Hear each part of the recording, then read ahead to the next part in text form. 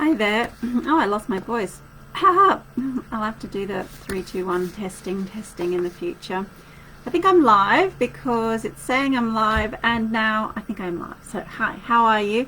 It's Wellness Wednesday. I hope you're well. Sorry, I have just snoozed my phone. There is alerts happening. There's an exciting competition happening on Instagram this morning, which I'm going to tell you about in a moment. But in the meantime, it's retreat week. Woo! So tomorrow I'm heading up to Mission Beach for my first of 2 women's wellness retreats this weekend. So that starts on Friday officially at lunchtime, but we have ladies arriving from all over Australia starting tomorrow. So that is super awesome. So I can't wait to get in the car and put my podcast on and cruise up the road, stopping at Ingham to visit the wonderful ladies at Bossy Boots and JK's Deli to get my caffeine injection on the way. But just to enjoy quick stop in Ingham on the way to Mission Beach tomorrow, where we'll be staying at the beautiful Mission Beach Eco Village. And why I love this venue for retreats is that it's bungalows nestled in the rainforest on the beach. So you literally have all of the beautiful trees around you, on top of you. You also have direct access to the beach. It's beautiful.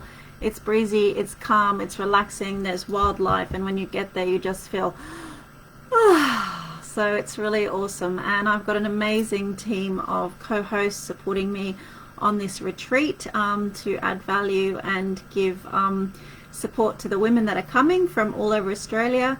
And it's going to be a super special weekend, so I'm really excited about that. So next retreat is 22nd to 24th of October, same venue. I've confirmations and bookings already, so if you have expressed interest in the past, do message me next week to let me know that you want to reserve a place, because in the wrap up to this retreat I'll start more promotion for the second retreat in October. So that's super awesome. So I can't wait. Mums need to rest, and relaxation waits for no woman. So that's kind of my motto. So let's just get to it, basically, which kind of leads me on to my key theme topic for today, which is about time.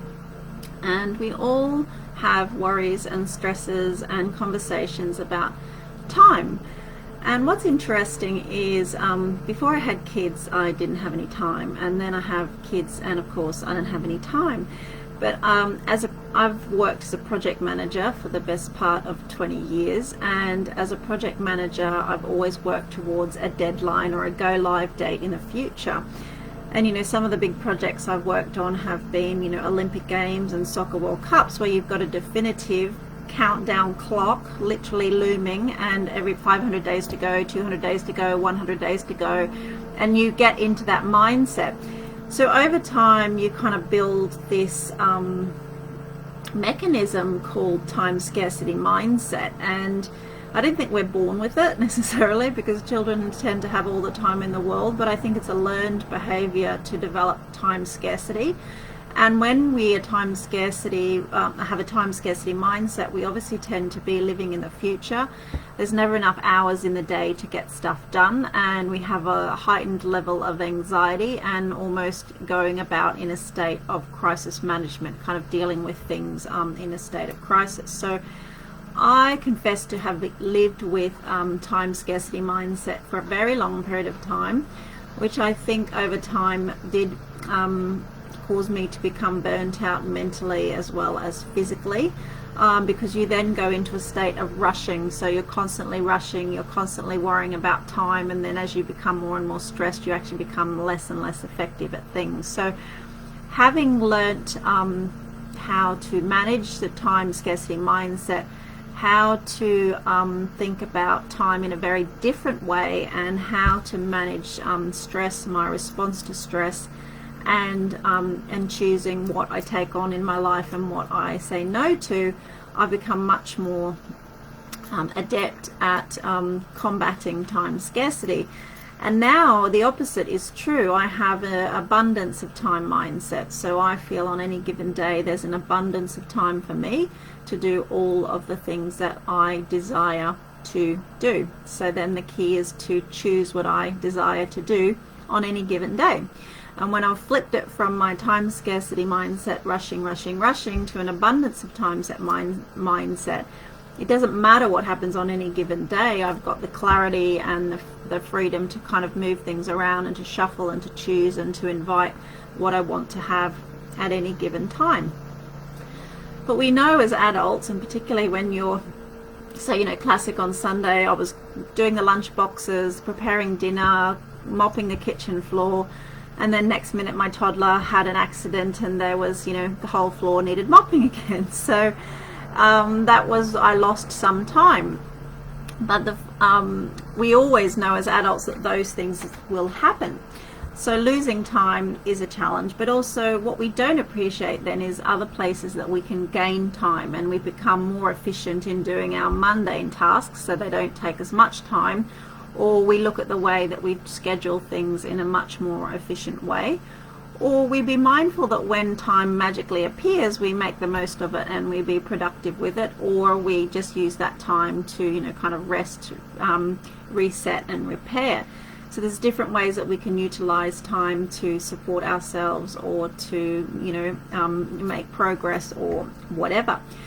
So that's really interesting, and yesterday was also a classic example. So it's no secret that I work at night and my life is engineered around my children. And at the age of 45 I've learned a few things in my life, and I've learned about what to take on and how much to take on and what I want to give my effort, my energy and my focus to. However, in saying that, there's always, life is life. So yes, one thing that's important for me is to volunteer and to give back and to do what I can to demonstrate to my girls that I'm there for them. So I work in the evening when they're in bed, so I can be there to pick them up from school and to make their dinner and to be involved in their activities throughout the week. So yesterday was my daughter's school swimming lesson, and even though my week is kind of immensely busy, I still wanted to follow through on my commitment to do the lesson. So it fell at a time of day where I had to be a little bit organized as to how I got there and how I got home, but I wanted to top and tail it with my daily exercise. So I got dressed, I ran to the school, which is 10 minutes that way, and then as I was waiting around for the PE lesson to start, the PE teacher said to me, can you do another lesson after, because some parents couldn't make it today? And I was like, well, I hadn't planned for that, and it wasn't on my agenda, and my plan was to do the lesson, to run home, to sort out some stuff, and then to go back to school and get the girls. But because then he'd asked me that, initially I said no, that I wouldn't be able to do it. And then after a few minutes I thought, right, okay, how can I shuffle things around so I can help out, because the children in the following class of my daughters would potentially not have as much time in the pool because there was less parents to support. So in the end I said to him, yes, I can do it if you're happy for me just to run straight home after the class, because I need to get home in time to get the car to come back to get the kids. And he said, yeah, no worries. So I did my daughter's lesson, which was getting dressed in 30 minutes, and then the next class 30 minutes. But I made the decision there and then to enjoy it, and rather than be worrying about what I wasn't doing and what I still had to do and how I was losing time and not having enough time, just to be fully present and enjoy that lesson and know that I could shuffle things around later and still fulfill any obligations or let go of things that weren't necessarily so important. So I'm glad that I did it. I got to spend time with the kids. I did then run home soaking wet, changed my clothes, stuffed some food in my face, got in the car, went back and picked up the kids from school. So that's an example of losing time. And then in contrast, some things happened last night and this morning where I gained time. So gaining time. So last night, well, it was yesterday evening actually, I had a conference call with clients in Brazil and Australia and London, and that had to be managed with different time zones. So it was at 5 p.m. my time, so I sat the kids down to have their dinner. so I could participate in the conference call. And I had in my mind already assumed that that would take up pretty much the entire evening, so I had asked my husband to come home so that he could be with the girls so I could do the call. And I started the call and it went very, very well, and within less than an hour it was all done and dusted, and everyone was happy, and there was not necessarily a lot of follow-up actions because we had prepared well, and we had thought about things that may or may not happen, and we had a lot of things in place already. So that was really interesting, because instead of then losing the whole evening, which I thought I would do, I did the call and then it was almost finished. So I gained time back to the point where I had originally declined to go to a meeting last night at the school at 7. I had then time to pack up my laptop, get a cup of tea, have a snack, say goodbye to everyone, get in the car, go back to school, do a meeting, come back home, finish off some work, talk to some people again, and then start some new stuff, and then go to bed. So that was really interesting, because I felt like I gained almost my whole evening back, just because mentally I was thinking I was giving the whole evening to this one call. But because we were organized and because it went well, then I could give my energy, my effort, my attention, my focus to other stuff. And equally this morning, so I had an opportunity came up this week to start working on my second adults book. And I had mentioned it to people earlier this year. My intention in 2021 is to publish 2 more books.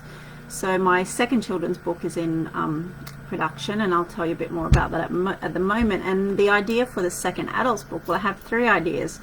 So my intention was just to see which one rose to the surface first, as opposed to trying to attach to one idea and then giving that a lot of mental energy. So I thought whichever opportunity rises to the surface first will be the one that I go with. So that opportunity rose to the surface 2 days ago, and I thought to myself, right, that's it, Chrissy, that's what you have to do. So I jumped on it, and I needed to speak to a lady in America who is going to collaborate with me on this project. So she was available at 6 a.m. this morning, my time. So I made an appointment with her, got up at 5:30, got some coffee, put some clothes on, and spoke to her this morning. And I thought it would take the best part of an hour to do. But essentially what happened is, after 15 minutes, we were all done and dusted. She was happy, I was happy. It's all confirmed and booked in, and then I went for a run for 30 minutes. So I had again an opportunity where I gained time, because things went smoothly. But rather than fritter away the time, I was able to think, oh right, that was really cool, maybe to celebrate I can go for a run and have some time in nature by myself. So I enjoyed that. So there's some opportunities and some ways of thinking about time scarcity: losing time but being fully present in the moment, gaining time back, being productive with it, and then to have a mindset of an abundance of time. There's an abundance of time for me to do all that I wish to do. So on any given week, regardless of how busy I am, I want to be present in what I'm doing. I want to be focused on my intentions and why I'm doing things. I want to be open to opportunities, but I also want to know that if I'm organized, in my moments of in my quieter times, then I can maximize what I do with my time when things become available, and I can shuffle things around if I need to. So that's just some interesting examples of the way that I think about time now, how I manage time, and try not to duplicate tasks, spend as little time as possible running around and rushing around as needed, so that I can best do things that support my family and myself. So I hope you found that little chitter chatter interesting. So yes, the second children's book, which I've been working on, is sitting with the editor now. It's a story about a horse who teaches a young girl how to love. The editor should finish with that just after Easter, first week of April. and then next Monday the 15th I'm sitting down with the artists so we can start storyboarding the pages. So that's really cool.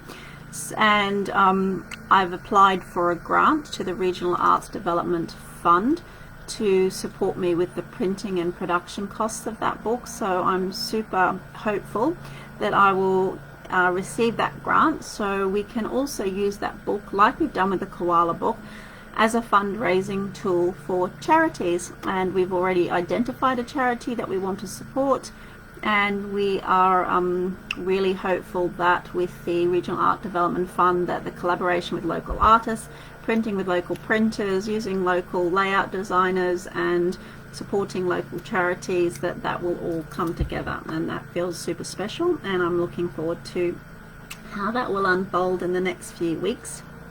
And then I had intended to, and I do intend to, produce a second adults book this week.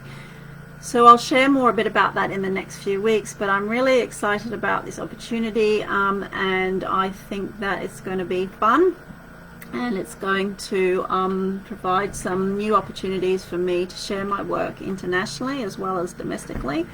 And it's a collaboration with some other authors as well, so that's going to be really special. So I'll share some more info about that. Now, if you are on Instagram, or you follow me on Instagram, and I confess, as a 45-year-old woman, I need to get better at Instagram. I'm pretty rubbish at it, to be honest, so I'm learning. I'm hoping some more young people will teach me about Instagram in the future. But I was invited by an amazing lady, and also soon-to-be author Erin Searle, to participate in a wellness prize giveaway pack as part of, Women's International Women's Day and International Women's Week. So Erin has put together this incredible prize pack of giveaways, and it's on Instagram. So if you go onto my Instagram page, the Wellness Poet 1, you can see today that I've posted this giveaway pack. Whoops, excuse me. See how I'm rubbish at Instagram? I'm swiping the wrong way. So my book is in the pack. There's loads of other useful and beautiful things. There's hair care products, there's earrings, there's skincare products, there's candles, there's body care products, there's essential oils. It's just absolutely awesome pack. And this is valued at over $500. And if you go onto my Instagram page today, you can like it and share it and tag the businesses that are listed there that have all donated to this pack, and be in the draw to win it. So I think that's beautiful, and you don't even have to spend any money. So it's super lovely. So I'd highly recommend this wellness giveaway pack. There's presents there that you can keep for yourself, but you also might want to share them with others. On Instagram, the Wellness Poet #1. So that's my Instagram page. So I think that's all. Thank you so much for watching today. I hope you're well. I hope you have an abundance of time to do all that you wish to do today.